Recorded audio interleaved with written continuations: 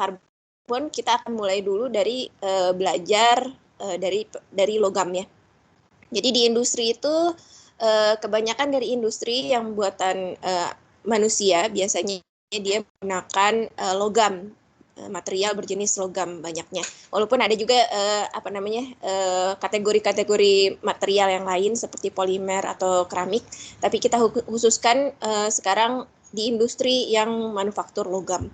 Nah, manufaktur logam itu kan macam-macam ya. Jadi kalau saya ngasih contoh di sini itu biar dia membuat spare part dengan bentuk khusus gitu. Jadi dia nggak dicetak langsung ke bagian kecil yang punya geometri spesifik, tapi dia bertahap mulai dari pembuatan yang sederhana dulu, yang besar, kemudian diperkecil sampai akhirnya spesifik. Nah, nggak cuma ini ya, jadi macam-macam juga, misalnya rolling gitu, pemrosesan kan, rolling juga, misalnya trimming atau pengguntingan logam kayak gitu ya. Dan biasanya material-material itu toolsnya maupun tentunya kan bahannya kan logam ya. Toolsnya itu biasanya terbuatnya dari logam juga gitu. Baik yang misalnya trimming itu guntingnya itu dibuat dari apa? Dari logam juga. Juga misalnya tadi rollnya itu terbuat dari apa? Biasanya logam juga. Nah, ini juga sama ya, cetakan yang kayak gini juga untuk membuat geometri khusus juga ada punch sama die-nya itu juga biasanya terbuatnya dari logam. Nah, kenapa kita membahas ini? Karena ternyata walaupun sama-sama logam, dia harus memiliki spesifikasi khusus untuk menjadi suatu cetakan atau tools-nya. Yaitu misalnya dia harus memiliki ketahanan, memiliki kekuatan yang tinggi, dan dia juga misalnya punya ketahanan aus, kan kita nggak pengen ya begitu dicetak sekali tiba-tiba dianya aus kayak gitu ya. Dan juga spesifikasi mekanik yang lain. Oleh karena itu kita penting gitu untuk membahas jenis-jenis logam gitu, karena material logam ini ada yang jenisnya emang getas aja tapi kuat, tapi dia nggak ulet. Ada juga yang kita pengennya dia ulet gitu, tapi misalnya gampang dibentuk walaupun dia tidak memiliki kekuatan yang keras, yang tinggi. Nah, kita akan membahas tentang spesifikasi dari logam. Logam itu ada dua ya. Ada logam ferrous dan logam non-ferrous. Jadi kalian tahu sendiri kalau non-ferrous itu nggak ada besi, nggak ada mengandung besinya, dan ferrous itu mengandung besi. Nah, mengandung besi ini kenapa pakai besi? Ya udah seperti yang saya bilang di slide juga, bahwa ternyata besi itu abundan ya, banyak di permukaan bumi itu banyak, dia itu keempat terbanyak, material terbanyak di permukaan bumi. Jadi dia mudah didapat juga. Kemudian udah banyak tambang-tambang besi gitu, dan pemrosesannya ini udah dilakukan secara bertahun-tahun, sehingga optimasi tentang penggunaan besi ini udah semakin advance, dan jadinya dia semakin ekonomis juga. Lalu yang ketiga itu besi ini juga kita bisa atur-atur ya sifat mekanisnya atau sifat fisiknya. Jadi kita bisa atur sesuai dengan aplikasi yang kita inginkan. Nah, logam yang mengandung besi atau ferrous metal ini dibagi menjadi dua juga, menjadi baja karbon, dan juga cast iron. Cast iron ini kita akan bahas minggu depan. Dan baja karbon kita akan bahas sekarang. Jadi baja karbon sendiri itu dibagi jadi dua. Jadi yang memiliki paduannya kecil dan memiliki paduan yang banyak. Kalau paduannya sedikit itu biasanya dikategorikan jadi 3 lagi. Yang kalian tahu ada low carbon, medium carbon, dan high carbon. Dan juga kalau misalnya paduannya banyak gitu, lebih banyak daripada kandungan si karbonnya kadang-kadang, itu dikategorikan sebagai high alloy. Nah, itu ada dua, ada tool steel, ada stainless steel. Nah, ini kalau kalian ngebahas tentang seminggu sebelum ujian ya, sebelum UTS kalian ngebahas tentang diagram fasa. Nah, ini diagram fasa. Baja karbon itu range-nya di yang warna merah pink ini. Sedangkan yang cast iron ini yang warna abu-abu. Jadi range-nya biasanya dari 0 sampai 1,4% karbon. Jadi kita akan membahas lebih detail baja karbon di daerah ini. Nah, jadi tadi baja karbon itu kan dibagi jadi 3 ya. Ada low karbon, medium, sama high. Itu tergantung sama jenis-jenis persentase dari karbonnya. Kalau dia sedikit banget konsentrasi karbonnya, dia itu termasuk low karbon. Batasnya 0,25. Kalau medium itu antara 0,25 sampai 0,6. Dan high karbon itu 0,6 sampai 1,4.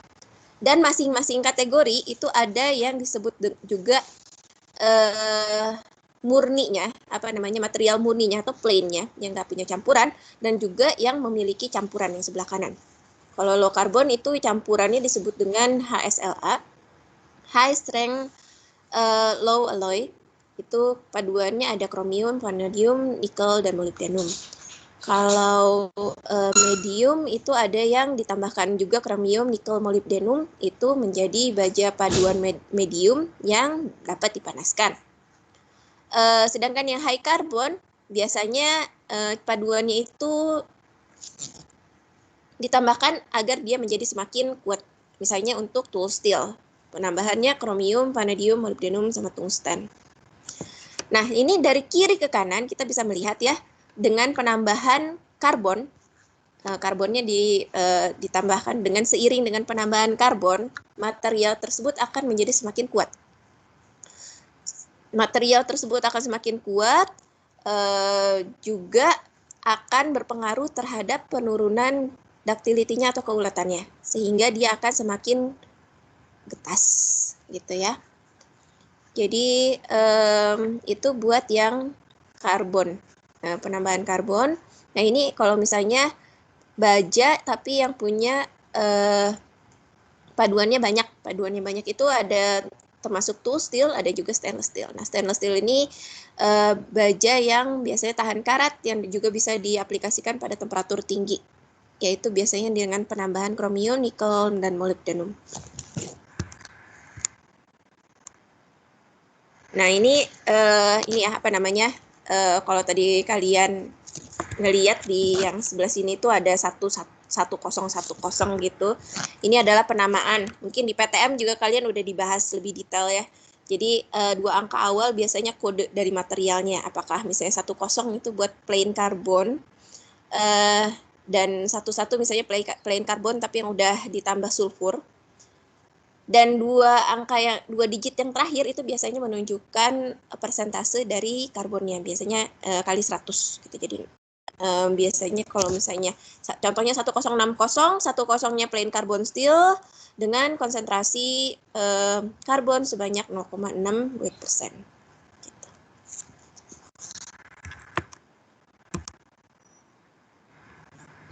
Nah, ini contoh-contohnya. Sama ini juga masih contoh juga. Ini buat low carbon, perbandingan antara plain carbon yang tidak ditambah dengan paduan dan juga yang tipe HSLA yaitu paduannya. Jadi kita bisa lihat di sini ya, kalau misalnya ditambah dengan paduan biasanya tensile strength-nya meningkat. Tapi biasanya peningkatan tensile itu berpengaruh juga terhadap ductilitas, dan ductilitas atau keuletan biasanya turun. Itu buat low carbon. Untuk medium dan high. Untuk medium dan high ini juga contoh-contoh aplikasinya. Dan biasanya UTS-nya berapa, yield strength-nya berapa, sama ductilitasnya berapa. Ya sama seperti tadi ya. Peningkatan jumlah karbon, kita bisa melihat peningkatan jumlah karbon dari 0,4, naik jadi 0,8, naik jadi 0,9, pasti tensilenya naik, tapi keuletannya pasti turun. Dan juga ini adalah alloy, tipe alloy-nya, tipe paduannya yang bagian bawah, yang alloy steel-nya, dan jenis-jenis aplikasinya.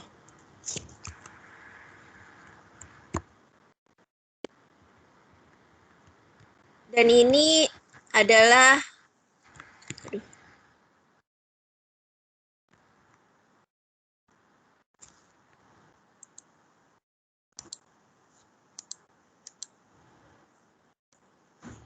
Jadi ini adalah tipe-tipe dari sifat-sifat dari jenis material.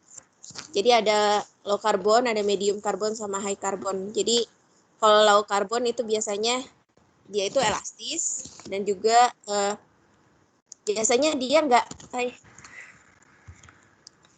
biasanya dia dikuatkan itu bukan dengan cara pemanasan seperti kalian belajar diagram fasa.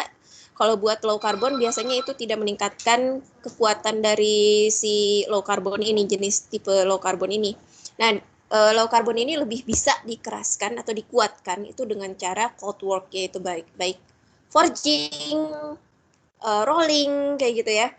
Jadi internal structure-nya yang diperbaikin dan jadi strengthening mekanismenya itu dari cold working. Nah, strukturnya juga kalau misalnya kalian belajar diagram fasa itu terdiri dari perlite sama ferrite gitu. Kalau medium karbon ini biasanya yang banyak dimodifikasi untuk membentuk martensit atau bainit. Kalian udah belajar belum sih diagram CTT, TTT belum ya? Udah belum sih? Atau ada apa namanya general discussion tentang CTT atau TTT, diagram CTT TTT udah pernah belum? Belum Bu kayaknya. Belum ya? Iya belum. Mungkin nanti kalian akan bahas ya. Jadi ada selain dari jenis-jenis yang biasa yang perlite, ferrite kayak gitu, itu ada jenis struktur lain yang disebut dengan martensite. Nah, martensite ini biasanya punya mikrostrukturnya panjang-panjang kayak jarum. Nah, ini biasanya dia itu memiliki kekuatan mekanis yang tinggi ya. Tapi juga dia brittle biasanya kayak gitu. Nah, jadi martensite ini biasanya dipakai tapi temper martensite ya. Jadi dia dipakainya karena kuat banget, biasanya dipakai buat gembok gembok penjara gitu. Jadi kalau misalnya kita punya gembok penjara, dia itu makin kita gergaji, justru dia akan semakin kuat. Nah, itu sifat dari martensite ya. Jadi semakin dia menerima shearing, dia itu akan menjadi semakin kuat. Jadi martensite ini biasanya aplikasinya buat gembok penjara kayak gitu. Jadi beda sama gembok-gembok biasa. Kalau gembok biasa mungkin kalian ada yang punya motor, mungkin ada yang pernah si gemboknya malah digergaji dan lepas dan akhirnya motornya keambil. Kalau gembok penjara makin kita gergaji dia makin kuat. Nah, itu tipe dari martensite. Nah, martensite ini biasanya dibentuknya dari jenis medium karbon. Jadi dia dipanaskan sampai temperatur tertentu dan dia didinginkan secara cepat gitu. Jadi ada atom-atom yang terjebak di dalamnya. Nah, itu menjadi martensite. Sedangkan kalau misalnya kita panaskan dan dinginkan secara perlahan-lahan, struktur martensite ini tidak bisa terbentuk. Makanya nanti mungkin nggak tahu di peta kuliah yang ini atau di yang berikutnya kalian akan mengenal yang namanya diagram CTT atau TTT. Nah, itu dia akan melihat pengaruh dari cooling rate-nya. Gitu ya. Terus ada juga jadi medium carbon itu dia memiliki kekuatan yang menengah ya antara low carbon dengan high carbon. Sedangkan high carbon tadi dia memiliki kekuatan yang tinggi, tapi dia itu getas gitu. Jadi untuk membentuk suatu martensite gitu bisa aja pakai high carbon juga, cuman pas pendinginan cepat dia akan memiliki kekurangan karena banyak crack-crack gitu ya. Itu adalah perbandingan low, medium sama high. Nah, ini kita akan membahas tentang Nah, ini kita akan membahas tentang alloying elemen ya. Jadi kita tadi lihat tipenya baja karbon itu ada yang emang murni baja karbon aja, ada yang ditambah dengan paduan tertentu. Nah, ini adalah jenis-jenis paduannya, kalian bisa baca dan juga udah saya jelaskan di slide juga. Jadi yang paling banyak gitu dipakai biasanya ya untuk meningkatkan korosi itu biasanya kromium kayak gitu. Terus juga paduan-paduan yang lain juga misalnya untuk bentuk tool steel biasanya pakainya tungsten atau W ini. Jadi tergantung sama aplikasi kita tambahkan paduannya.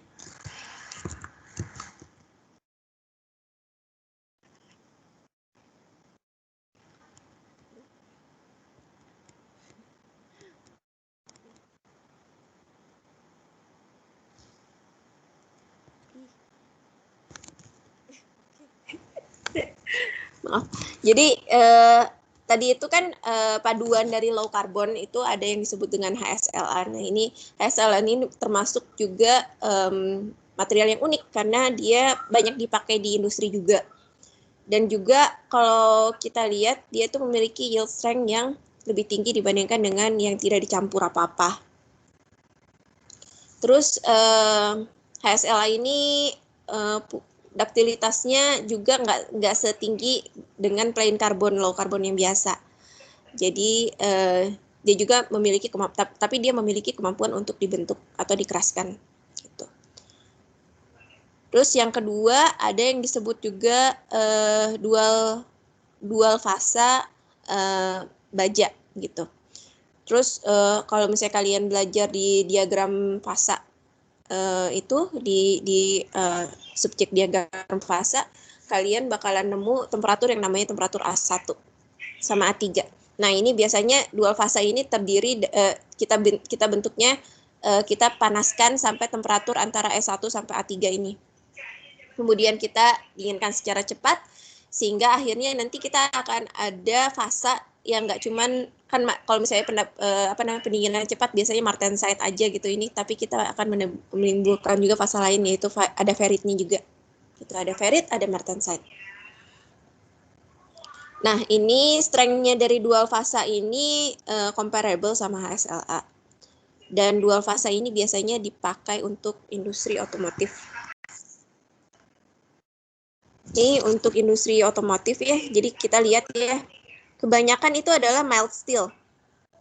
Mild steel itu penyumbang terbanyak dari pembentuk mobil. Kemudian ditambah dengan HSLA juga, high strength low alloy itu.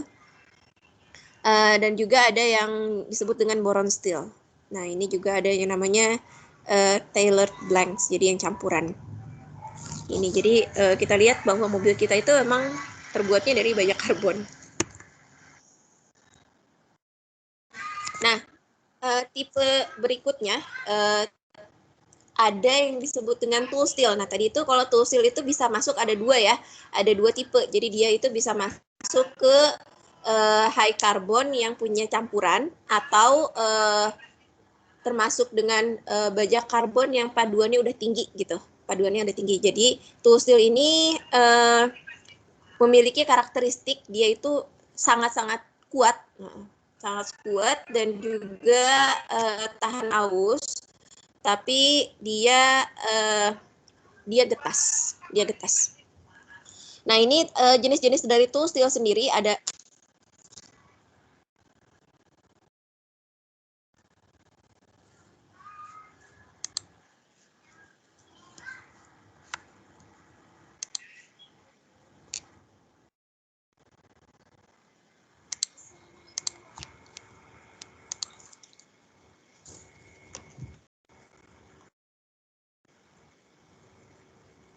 Umi, makanan A udah belum? Makanan Andri? Hah? Oh, maaf keputus ya.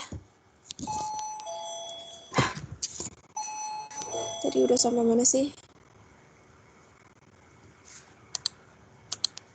Tadi toolsnya udah masuk kan ya? Ini masih kelihatan ini share screen saya? Masih Bu. Tadi lanjut tool steel. Tool steel ya, jenis-jenis dari tool steel. Jadi tool steel itu ada macam-macam ya, ada yang dia itu dikeraskan pakai air, itu biasanya dikategorikan tipe W gitu.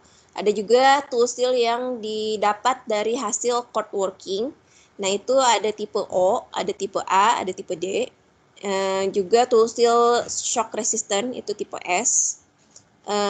Juga tool steel yang memiliki kecepatan tinggi, misalnya tipe T itu dengan ada paduan tungstennya, tipe M yang ada paduan molybdenumnya, dan tool steel yang dikerjakan secara hot work itu ada tipenya H. Nah, H ini juga ada macamnya, ada penomorannya tergantung dengan jenis paduan di dalamnya. Ada juga tipe P dan juga ada yang special purpose seperti L dan F. Ini penamaan ini biasanya ada di penamaan IC, di IC ini. Jadi kalau misalnya dia satu huruf aja gitu dengan satu angka, nah itu biasanya itu tool steel gitu. Jadi ini adalah komposisinya dan tipikal aplikasinya. Aplikasinya buat apa aja biasanya ya? Buat tool buat trimming gitu, buat gunting, buat gergaji dan segala macam, bor, mata bor, pisau dan segala macam. Lalu kita akan masuk ke stainless steel. Jadi ada bahasan tersendiri tentang stainless steel di 2 minggu lagi. Jadi kita akan membahas detail di sana. Cuman secara umum aja stainless steel itu adalah tadi masuk ke baja karbon yang punya paduan yang besar. Jadi paduannya itu lebih dari 11%. Dan stainless steel ini sesuai dengan namanya ya, stainless steel. Jadi dia akan tidak akan berkarat. Tidak akan berkarat dan juga berarti tahan korosi ya, dan juga dia tahan temperatur tinggi. Strukturnya ada macam-macam ya. Struktur internalnya itu ada yang austenitic, ada yang ferritic, dan ada martensitic. Nah, kita ambil salah satu contoh, misalnya si ferritic.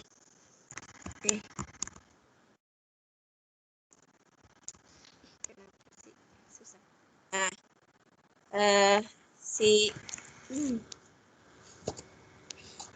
maafkan ya. Jadi si ferritic stainless steel ini tadi ya, dia punya kadar karbon yang lebih besar daripada 11%.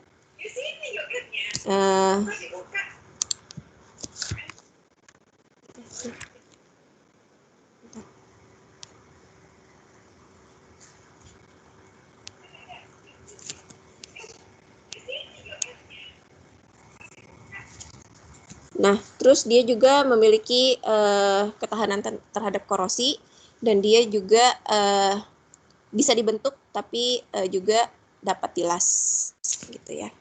Ini stainless steel, tipe-tipenya austenitic, ferritic, dan martensitic. Nah, ini ada penggunaan dari si stainless steel ya, biasanya untuk apa aja gitu. Untuk superior corrosion, untuk material yang bisa dimodifikasi sebagai welding, juga temperatur yang bahan material yang tahan temperatur tinggi gitu. Nah, ini tipe-tipenya yang martensitic, ferritic, sama austenitic.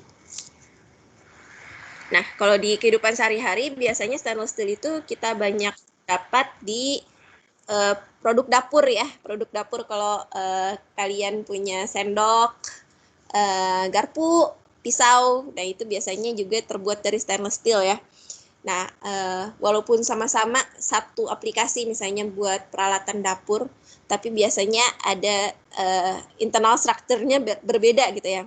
Tergantung dari kegunaan yang misalnya kita tuh pengen kita punya mangkok dan kita juga punya pisau. Tapi kan biasanya untuk estetik pisaunya itu ditaruhnya di dinding pakai magnet gitu. Nah, jadi kita bisa lihat kok ternyata pas kita deketin mangkok walaupun sama-sama stainless steel, yang satu nggak bisa nempel di tembok gitu, nggak bisa nempel di magnet yang di tembok itu, sedangkan pisau yang sama-sama stainless steel kok bisa ditempel di magnet itu, dan ternyata internal strukturnya beda ya. Jadi kalau misalnya kita punya material gitu, pengen tahu apakah dia itu jenisnya austenitic atau bukan, itu kita langsung ambil magnet aja. Nah, biasanya kebanyakan dari logam itu pasti ketarik sama magnet kan ya. Sedangkan biasanya yang tipe bukan tipe austenitic gitu, yang tipenya austenitic itu biasanya tidak magnetik gitu. Jadi kita kalau misalnya pengen tahu apakah logam itu austenit atau bukan, ya udah kita ambil magnet aja. Mana logam yang tidak ditarik magnet, itu biasanya austenit gitu. Ini kalian jangan lupa ya, biasanya ini sering banget kalau saya nguji, pertanyaan ini ada.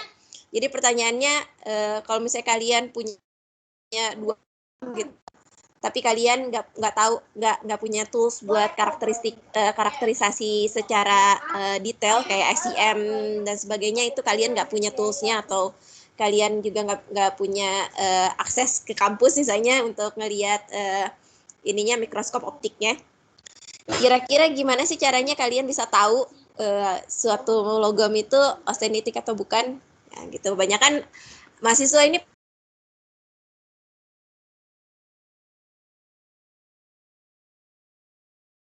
pada nggak tahu, pada tarik magnet berarti ya. Ya, itu semua materi hari ini, materinya itu seperti itu. Dan kita punya tugas hari ini, jadi saya pengen kalian bikin 4 jenis steel. Bentar ya. 4 jenis steel. Terus juga kalian kemukakan komposisinya apa, strukturnya apa, terus pengennya untuk aplikasi apa, dan dari paduan itu pengen didapatkan sifatnya seperti apa gitu, terus properti yang seperti apa, terus ya itu tadi aplikasinya apa. Jadi 4 jenis tipe steelnya masing-masing, bisa 2 atau bisa 1 aja. Jadi tugas ini dikumpulkan hari ini jam 12 malam gitu. Oke, segitu. Ada pertanyaan nggak? Maaf Bu, saya mau tanya. Ya. Ini buat pengumpulannya lewat mana ya Bu?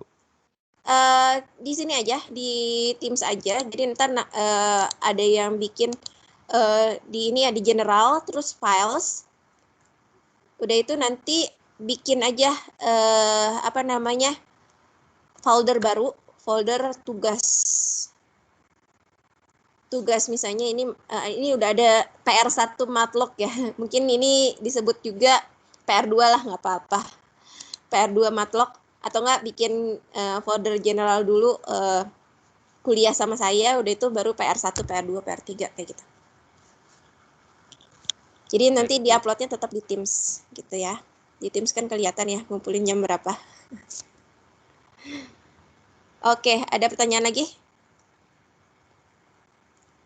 Izin nanya Bu. Iya, silakan Davin. Bu, kalau bukan Ramazah ya? Hamzah apa Davin ini teh? Bu. Yang lagi ngomong siapa? Oh, Davin. Ya. Oke, silakan Davin.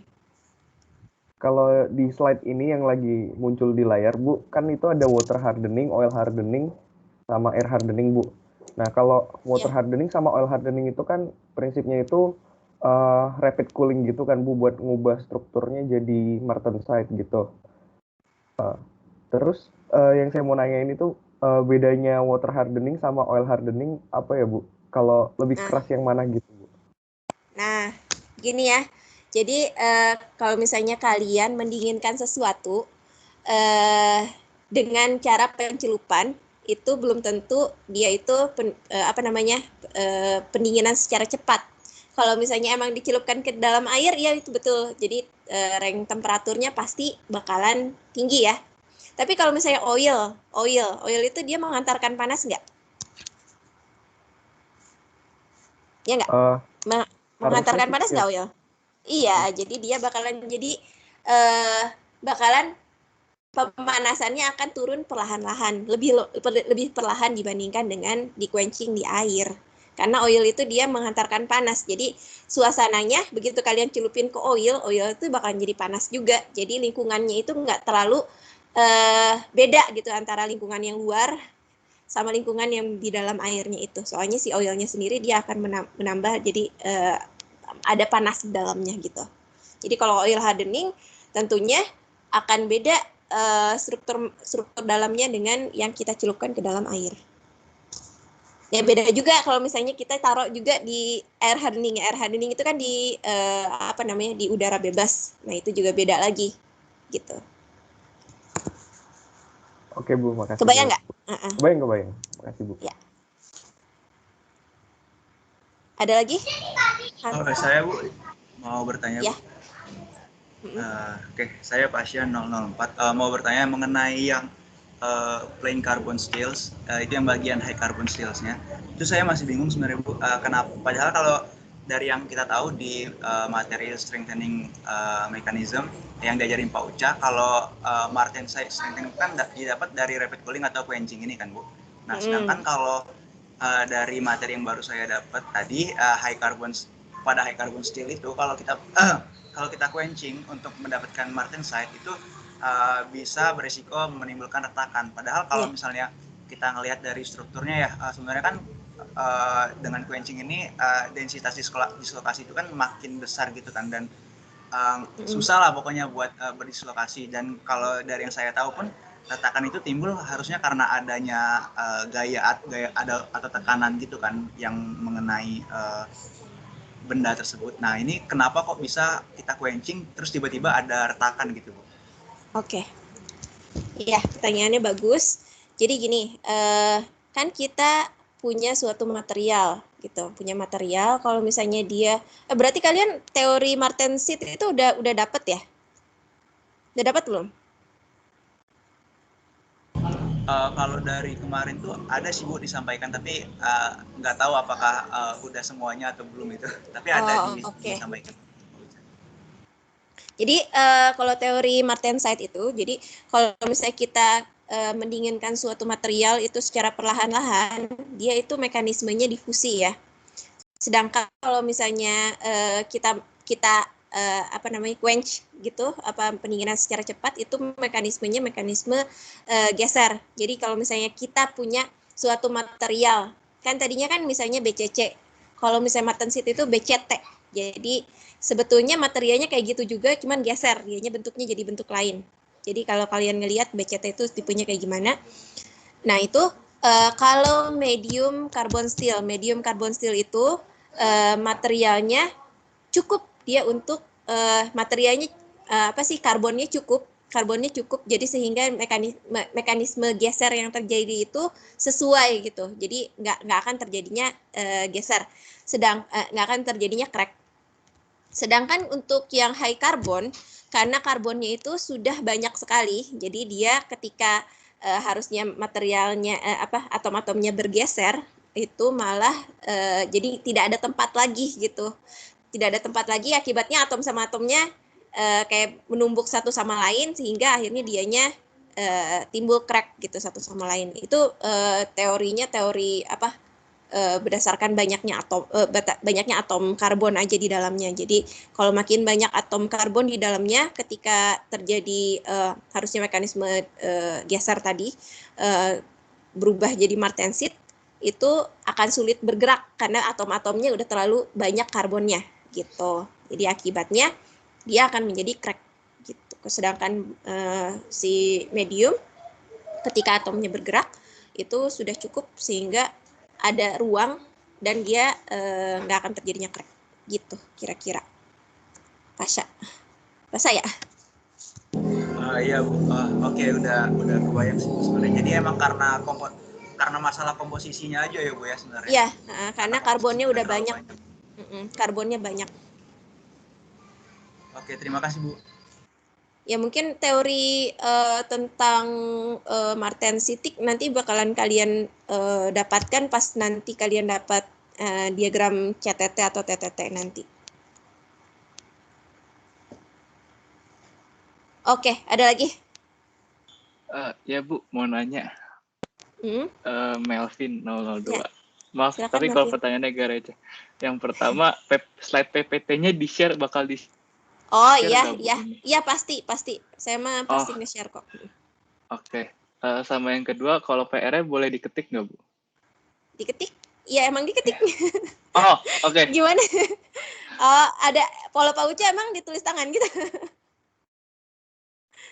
Iya. Enggak sih saya mah. Oh, Pak Uca ditulis tangan. Kayaknya iya. Ya, seingat saya. Kalau sama Ibu berarti lebih fleksibel ya bentuknya? Saya fleksibel aja, yang penting kalian ngerjain dan kalian ngerti. Yang pasti mah jangan nyontek sama teman. Kalau nyontek saya itu tidak ada toleransi. Kalau saya mah fleksibel asal kalian kerjain sendiri dan kalian ngerti, itu aja sih. Jadi tujuan dari perkuliahan kan emang ngebuat kalian ngerti ya. Jadi jangan nyontek. Oke. Udah itu Baik. aja. Oke. Terima kasih banyak. Oke, ada lagi? Ladifa? Ya, Taris 026. Taris. Bu, mau nanya mengenai ini Bu, yang pertama yang penamaannya itu, yang tadi kode itu kan yang pas baja karbon rendah, itu kalau nggak salah ada yang A440 ya Bu, sama A633 yang gitu-gitu, itu kan cuma 3 digit Bu. Itu bacanya sama kayak yang 4 digit atau gimana ya Bu? Iya, jadi itu ada penamaan, itu kan ada macam-macam ya, ada yang namanya JIS, ada yang namanya ASTM, ada IC, ada penamaan-penamaan kayak gitu. Jadi yang tadi saya kasih lihat ini itu penamaan IC sama SAE. Nah gitu. Jadi kalau misalnya penamaan yang tipe-tipe ini tuh kemungkinan ada yang ASTM juga gitu. Jadi penamaan itu nggak saklek gitu. Jadi penamaan itu tergantung sama jenis standar yang kita pakai gitu. Oh, berarti kalau yang A itu nggak 2 digit depannya itu nggak sama kayak apa namanya alloying elemennya gitu, nggak gitu ya Bu? Oh, nggak gitu. Nah, ini beda lagi ya. Kalau misalnya kita bacanya 4 digit, nah itu biasanya kemungkinan IC atau SAE yang 2 digit di belakang itu komposisi dari karbonnya. Nah, yang A36 ini belum tentu. Ini pembacaannya lain lagi. Nah, itu mungkin ASTM kayaknya ini kalau misalnya dilihat dari sini. ASTM number. Sama mengenai PR-nya Bu. PR-nya itu kita berarti nyari dari kayak misalkan 1010 gitu, kita jelasin tentang komposisinya gitu-gitu ya Bu, apa gimana? Saya sih pengennya, bentar dulu ya. Dari jenisnya aja sih masing-masing, kan ini kan ada jenisnya macam-macam ya. Oh, berarti kayak low carbon steel. Plane-nya itu apa? Plane-nya itu apa? Biasanya digunakan untuk apa aja gitu. Kadar karbonnya berapa untuk aplikasi apa? Udah itu ada juga HSLA. Kalian pilih satu jenis aplikasi. Kan itu kan kadar karbonnya ada macam-macam ya, ada berbagai macam. Kalian pilih aja satu jenis HSLA yang paduan tertentu untuk aplikasi apa gitu. Paduannya untuk apa gitu. Yaitu dari masing-masing tipe ini, plain, HSLA, medium yang plain juga kayak gitu, sampai ya ini keseluruhan 1 2 3 4 5 6 7. Ada 7 tipe. Gitu. Oh, berarti dari situ. Oke, makasih Bu. Ada lagi? Ya, saya mau nanya lagi, boleh Bu? Ya, silakan Melvin. Oh ya, Melvin 002. Saya tuh penasaran, tadi tuh ada IC 1010 kan?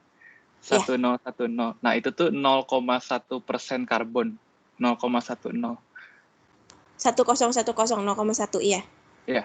Nah, kalau berarti kan paling mentok 1099.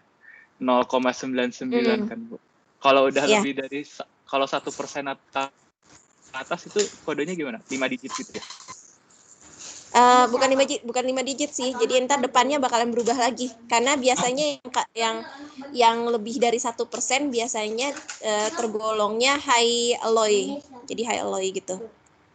Oh, penamaannya udah bukan 4 digit yang kayak tadi lagi. Iya, penamaannya beda lagi. Bisa jadi 2 digit yang awal yang berubah.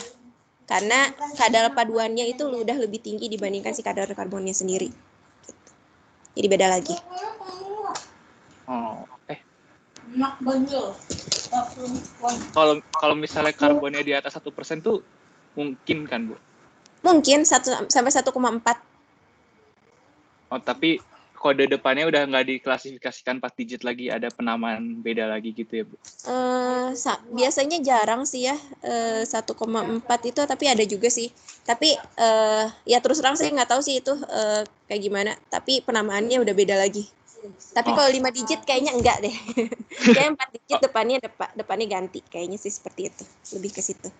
Oke, baik. Terima kasih banyak, Bu. Bu, izin bertanya lagi, Bu. Silakan, Davin. Maaf, Bu, tapi kalau agak melenceng pertanyaannya. Iya, nggak apa-apa. Saya mau nanya tentang ini, Bu, quenching. Kalau quenching ini kan saya lihat pembahasannya dari yang heat treatment, dari materi heat treatmentnya Pak Uca itu dijelasinnya kalau quenching ini diperlakukan untuk baja karbon gitu, Bu. Ada nggak, Bu, kemungkinan kayak logam-logam lain yang paduan lain yang bisa dilakukan quenching gitu? Ya. Ya, jadi quenching itu kan namanya pelakuan ya, pelakuan pendinginan secara cepat. Jadi yang kalian tahu itu FEC udah pasti ya. Nah, tapi kalian juga nanti akan mengenal teori penguatan logam yang lain yang disebut dengan precipitation hardening. Nah, precipitation hardening ini logamnya tentu aja udah bukan FEC lagi. Jadi ada logam lain. Nah, misalnya yang pakai precipitation hardening itu AlCu gitu ya. Paduan antara Al dan Cu. Nah, itu juga sama, dia juga pakai quenching juga. Jadi dia dipanaskan sampai temperatur tertentu, dia terus di quenching, dinaikkan lagi, kemudian di holding, diturunkan lagi. Jadi ada dua kali dinaikin temperaturnya sampai tinggi banget, turunin, quenching, naikin lagi, terus di hold, turunin lagi. Nah, itu yang namanya precipitation hardening. Gunanya buat apa? Jadi pertama untuk penyeragaman fasa, yang kedua untuk difusi atom, sehingga nanti ada kayak atom-atom interstisi dan dia akhirnya menjadi lebih kuat. Jadi ya pertanyaannya jawabannya simple. Ada nggak buat yang material lain? Ada. Jadi quenching itu cuman kayak fenomena aja, didinginkan secara cepat. Buat material yang lain ya tentu aja ada. Gitu. Oke, Bu, terima kasih. Bu, izin bertanya, Bu. Ya, silakan. Anissa 006, lihat slide habis ini, Bu. Sebentar. Yang ini? Nah, iya, Bu. Ini kan kayak ada 2 kategori ya, Bu. Tapi di antara keduanya itu ada gap-nya gitu loh, Bu. Yang satu kurang dari 1,4, satunya 3 sampai 4,5. Nah, di antara itu ada kategori lain atau gimana, Bu? Kategori lain. Jadi sebetulnya ada kategori lain. Cuman di range antara ini itu materialnya tidak bisa dicetak. Jadi kan kalau misalnya kalian diartikan secara bahasa Indonesia, cast iron itu artinya material yang bisa dicetak ya. Nah, material yang bisa dicetak itu range-nya segini. Nah, mungkin kalau misalnya dia materialnya di range yang putih ini, yang diantaranya itu dia tidak bisa dicetak. Jadi mungkin dia terlalu getas atau ada macam-macam properti lain. Cuman dia itu nggak umum untuk digunakan sebagai material yang dicetak. Ini cuma pengklasifikasian yang biasanya dipakai di industri gitu ya. Di industri biasanya kalau misalnya pengen dicetak gitu, pakainya cast iron dengan range-nya segini. Sedangkan yang biasanya yang bukan dicetak tentu aja yang di luar ambang batas ini gitu. Jadi ada lagi tapi kita nggak bahas detail. Ini cuman biasanya di industri buat nyetak ini loh gitu. Oh, berarti yang putih tuh jarang dipakai gitu ya, Bu? Ada juga tapi bukan buat dicetak. Jadi kita ini kan ngebahasnya dari segi gimana sih cara memprosesnya gitu. Jadi ada juga yang make, cuman bukan buat dicetak. Seperti itu. Jadi mungkin buat material yang emang butuhnya kegetasannya gitu kan makin lebih tinggi dibandingkan high carbon kan biasanya kan itu yang daerah putih itu lebih tinggi dibandingkan high carbon steel. Nah, mungkin jadi kita pengennya kekuatan mekanik yang tinggi gitu yang nggak butuh keuletan gitu. Nah, makanya daerah situ gitu. Cuman material yang di segi yang putih itu nggak bisa buat dicetak. Nah, jadi pembagian bab-bab ini cuman buat nunjukin bahwa ini loh di industri biasanya kalau nyetak pakai yang ini gitu. Ini buat di industri kategorinya yang di cold work atau di pemanasan, di heat treat di heat treatment pakai yang ini gitu. Jadi cuman itu aja sih. Oke, baik Bu, makasih. Ada lagi? Permisi Bu, saya mau nanya. Ya, silakan. Tadi di beberapa apa namanya penamaan IC itu tuh ada yang ditulisnya ada superscript A-nya. Itu maksudnya apa ya? Yang mana? Di beberapa penamaan IC itu tadi ada superscript A-nya di belakang. Jadi kayak 1080 superscript A. Oh iya. Apa? Jadi nih ya, ini tuh ada, saya nggak ngasih lihat, mungkin nanti di perkuliahan berikutnya itu ada. Sebentar, saya kalau misalnya ada, saya liatin sekarang deh.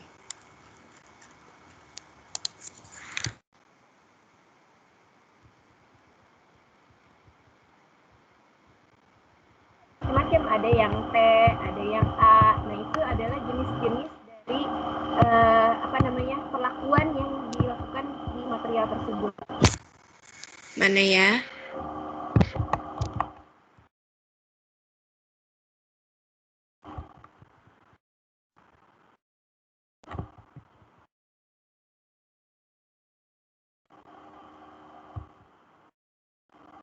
Nih, ini biasanya contohnya nih ya.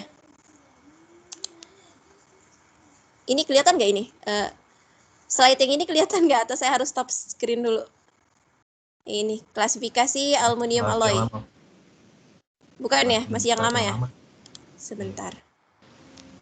Kalau gitu saya lihatin ini.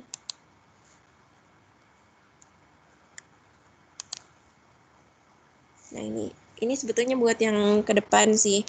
Ini biasanya ini ada superscript kayak gitu. Jadi ada yang ini udah kelihatan ya, ada yang H, ada yang O, ada yang F, ada yang T. Nah itu tuh dari apa namanya perlakuan yang kita pakai untuk menghasilkan material tersebut. Jadi ntar tuh misalnya H itu dia itu udah 4 digit, ini ada H-nya gitu. Dia artinya material tersebut memiliki komposisi ini dan juga dia mengalami perlakuan di cold work gitu. Ada yang O di annealing. Yang F artinya as fabricated, nggak diapa-apain. T misalnya di heat treated. Nah ini buat aluminium tapi kira-kira ya sama aja gitu. Seperti itu. Oke Bu, sama saya mau nanya satu lagi Bu, soal PR. Ya. Jadi tadi kan ada 7 tipe ya Bu, 7 jenis ya Bu. Jadi kita cuma ambil 4 di antara 7 itu ya? Saya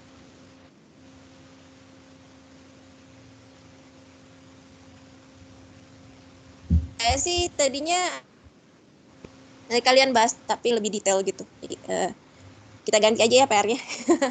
Jadi dari 7 masing-masing 1 deh, kan nggak susah ya. Pasti banyak di internet. Jadi dari 7 itu masing-masing 1. Jadi ada 7 tipe.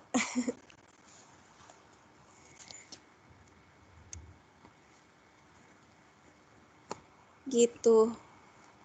Ada lagi?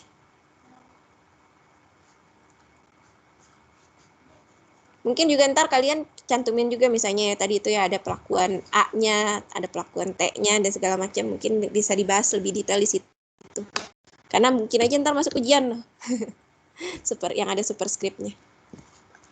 Oke, ada lagi? Ini kita tuh ada 71 peserta ya. Ini cuman ada 60 peserta, kira-kira yang lain kemana ya?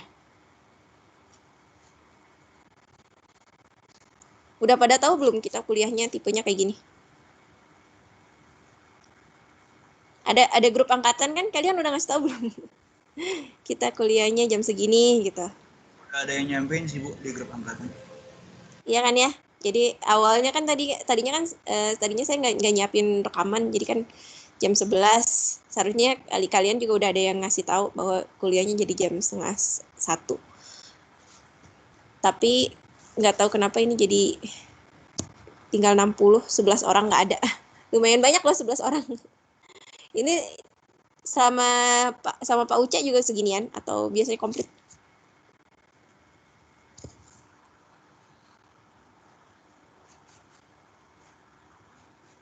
nggak pada merhatiin.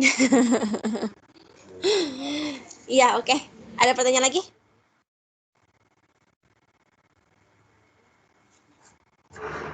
Ayo, pertanyaan.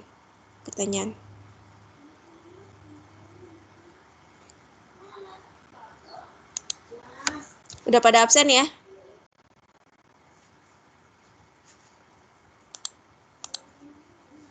Oke, kalian ada pertanyaan lagi nggak tentang baja karbon? Baja karbon sebetulnya kalian udah sering belajar di PTM juga ya. PTM kalian belajar apa aja sih? Belajar baja karbon ini nggak? Ada Bu diagram fasanya. Jenis-jenis low, medium, high-nya diajarin juga. Lewat diagram fasenya sih Bu, langsung dari diagram fasenya gitu. Ya sebetulnya ini emang agak lompat ya. Kalau misalnya pengen belajar tentang si baja karbon harusnya ngomongin dulu sebelum diagram fasa. Jadi udah diagram fasa jadi orang udah tahu oh kira-kira baja karbon itu yang ini. Tapi nggak apa-apa sih, ini teori banget. Jadi lebih ke pengertian aja sini. Oke, ada pertanyaan lagi nggak?